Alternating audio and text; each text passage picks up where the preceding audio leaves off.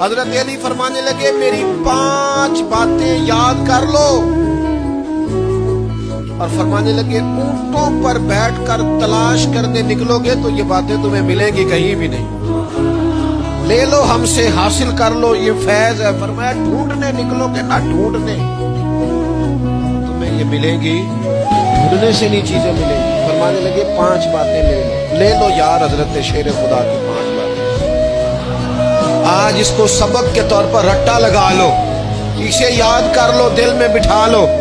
شیر خدا کی 5 باتیں علم و حکمت کا نچوڑ، نبی پاک صلی اللہ تعالی علیہ وسلم سے لیا ہوا فیض، وہ حضور کی امت کو بانٹتے ہیں، اپنے سے محبت کرنے والوں کو عطا کرتے ہیں۔ حضرت مولا علی شیر خدا فرمانے لگے 5 باتیں لے لو، تم اونٹوں پر بیٹھ کے نکلو گے تھک جاؤ گے، لیکن یہ باتیں تمہیں کہیں نہ ملیں گی۔ حضرت علی باتیں بیان کرتے ہیں، فرماتے ہیں پہلی بات یہ یاد رکھنا، بندے کو امید صرف اپنے رب سے رکھنی چاہیے۔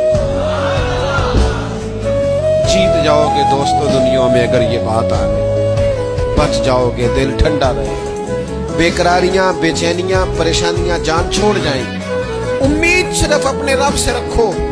حضرت مولا علی شیر خدا رضی اللہ تعالیٰ عنہ دوسری بات بیان کرتے ہیں، فرماتے ہیں اپنے گناہوں سے ڈرا کرو۔ تم غریب ہونے سے ڈرتے ہو، تم تنگ دستی سے ڈرتے ہو، تم لوگوں کی دشمنی سے ڈرتے ہو، اپنے گناہوں سے ڈرو، کہیں ایسا نہ ہو کہ تمہاری نافرمانیاں رب کی ناراضگی کا سبب بنے۔ اپنے گناہوں سے ڈرو۔ اور تیسرا مولا علی شیر خدا رضی اللہ تعالیٰ عنہ فرماتے ہیں اگر تم جاہل ہو نا، تمہیں پتہ نہیں، تو علم کے بارے میں سوال کرنے سے کبھی نہ شرمانا، پوچھ لینا فائدہ ہوگا، کسی سے بات کر لینا فائدہ ہوگا، کسی سے سیکھ لینا نفع ہو جائے گا، کسی کو مان لینا اپنا استاد، زندگی بھر سمجھدار ہو جاؤ گے، فیض یاب ہو جاؤ گے۔ اور حضرت علی شیر خدا چوتھی بات ارشاد فرماتے ہیں، یہ علماء کے لیے فرمایا اگر عالم کو کسی مسئلے کا علم نہ ہو تو غلط بات نہ بتائے، بلکہ کہہ دے واللہ اعلم، اللہ بہتر جانتا ہے۔ یہ بات یاد رکھیں، جس بات کا پتہ نہ ہو، جس کی خبر نہ ہو، جس پر عبور نہ ہو، اس بات کو آگے بیان نہ کیا جائے، اور کبھی بھی غلط بات نہ بتائی جائے۔ یہ حضرت علی شیر خدا ہمیں سبق دیتے ہیں۔ اور 5ویں بات حضرت علی شیر خدا ارشاد فرماتے ہیں یاد رکھنا، ایمان میں صبر کی وہی حیثیت ہے جو جسم میں سر کی حیثیت ہے۔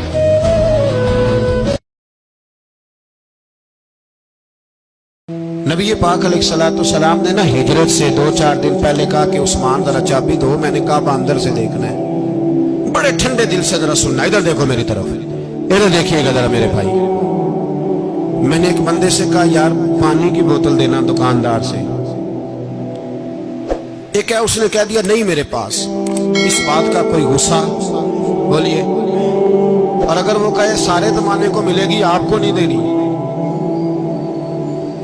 پھر بولے میرا خیال ہے چپ کر کے ہنس کے آ جائیں گے۔ عثمان بن طلحہ سے حضور نے فرمایا دروازہ کھولو، کعبہ دیکھنا ہے۔ عثمان کہنے لگا میں ساری دنیا کو دکھاؤں گا، آپ کو نہیں دکھاؤں گا۔ کتنی سخت بات ہے، پر قربان جائیں رسول اللہ کے حوصلے پہ صلی اللہ علیہ۔ عثمان کہتے ہیں میں نے یہ بات کی تو نبی پاک مسکرانے لگے، اور میں اچھا نہیں دینی تو حضور نے نا مسکرا کے اور میری کمر پہ تھپکی دی، فرمایا اچھا یاد رکھنا یہ چابی میں تجھ سے لے لوں گا، اور جس کو میرا دل کرے گا میں اس کو دوں گا۔ عثمان کہتے ہیں روز رات کو نبی پاک کے یہ جملے میرے کانوں میں گونجا کرتے تھے، گونجتے تھے کہ حضور نے فرمایا۔ کہتے ہیں جس دن پتا چلا نا نبی پاک 10,000 کا لشکر لے کے آ رہے ہیں، تو ابو سفیان میٹنگیں کر رہے تھے، مکے کے سارے سردار تیاری کر رہے تھے، اور میرے کانوں میں ایک ہی لفظ تھا کہ حضور نے فرمایا میں چابی لے لوں گا، پھر جس کو میں چاہوں گا اسے دوں گا۔ عثمان کہتے ہیں حد ہو گئی، وقت گزر گیا، حضور آ گئے، طواف فرمایا، اور طواف کے بعد میرے نبی پاک علیہ السلام نے فرمایا بلاؤ نا ذرا عثمان کو۔ کہا عثمان کو بلاؤ. عثمان آئے تو عثمان کہتے میں نے چابی دی تو میں تیار تھا کہ اب میری بات ہوگی اور رسوائی ہوگی. لیکن کہتے ہیں قربان جائیں مصطفیٰ نے تو یہ جملہ بھی نہیں کہا کہ میں نے تجھے کہا نہیں تھا, یہ بھی نہیں کہا. حضور نے چابی لی, کعبے کے بت صاف کیے, نماز پڑھی, واپس آئے. فرمایا عثمان میرا وعدہ تھا تیرے ساتھ کہ جس کو میں چاہوں گا چابی دوں گا, یہ لو چابی میں تجھے دینا چاہتا ہوں, لے لو رکھ لو.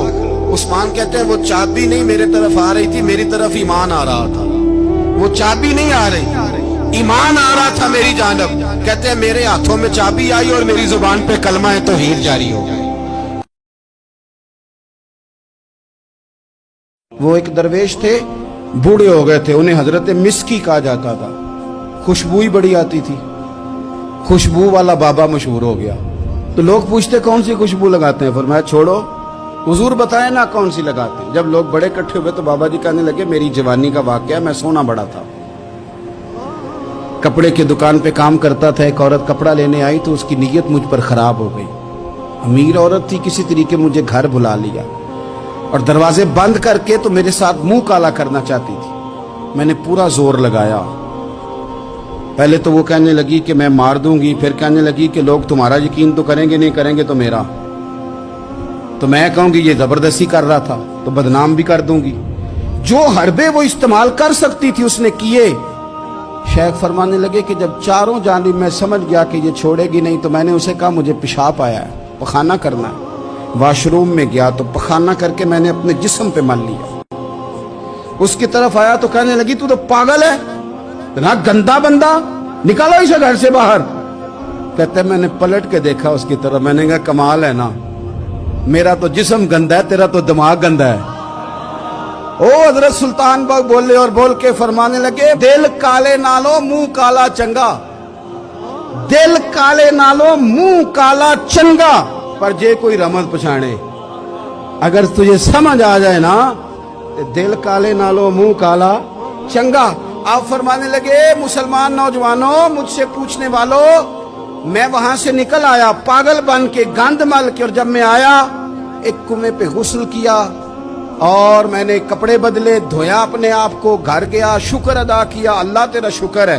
اقبال نے اپنے بیٹے کو دعا دی تھی, اس نے کہا تھا پتر حیا باقی نہیں ہے زمانے کی آنکھ میں, خدا کرے کہ رہے تیری جوانی بے داغ, اللہ کرے تو بچ جائے زمانہ بڑا برا آ گیا. کہتے ہیں غسل کیا, رات کو میں سویا تو خواب میں حضرت یوسف علیہ السلام کی زیارت ہوئی. مجھے فرمانے لگے تو نے مصطفیٰ کریم کا امتی ہو کے وہ کام کیا ہے جو میں نے نبی ہو کے کیا تھا. اٹھنا سینے سے لگ, فرماتے ہیں سینے سے لگایا, میرے جسم پہ ہاتھ پھیرا. لوگوں قسم اللہ کی میں نے کبھی خوشبو نہیں لگائی, پر جدھر جدھر جاتا ہوں میرے وجود سے خوشبو ہی آتی جاتی. اور ملت کے جوانوں یاد رکھو, دل کالے نالو منہ کالا چنگا, دل کالے نالو منہ کالا چنگا, پر جے کوئی رمز دل کی صفائی پہ توجہ دے. میرا بیٹا ایک دن گھر میں کچھ پکا ہوا تھا, اس کی اماں کہنے لگی کھانا کھاؤ, کہندا ہے میں نہیں کھانا. او دی اماں کہندی میں بڑا زور لایا, بڑی محنت کیتی, بڑی گرمی چ پکایا, اج تے ہی کھانا پڑنا ہے. کہنے لگا میں نہیں کھانا, میں آرام سے کھانا کھا رہا ہوں. اب وہ ماں بیٹا بحث کر رہے ہیں. تھوڑی دیر گزر گئی تو مینوں کہندی تسی کیوں نہیں بول دے. میں کہا مینوں پتا ہے کنے جیتنا ہے, تھوڑی دیر بعد کھلو جو, مینوں پتا ہے کنے جیتنا ہے. وہ بچہ اٹھ کے اندر چلا گیا, کہنے لگا میں نہیں کھاندا تسی کھاؤ. وہ پھر 5 منٹ لنگے تو وہ پکانا شروع کرتا جو بچہ کہہ رہے ہیں. تو میں کہا میں تو پتہ ہے نا نتیجہ کی ہے, تو اس بحث میں جانے کی ضرورت ہے, اس لیے کہ ماں اولاد کے سامنے ہمیشہ ہی ہار جاتی ہے. وہ اولاد کے سامنے جیت سکتی, وہ نہیں جیت سکتی نا. شفقت ایسی ہے.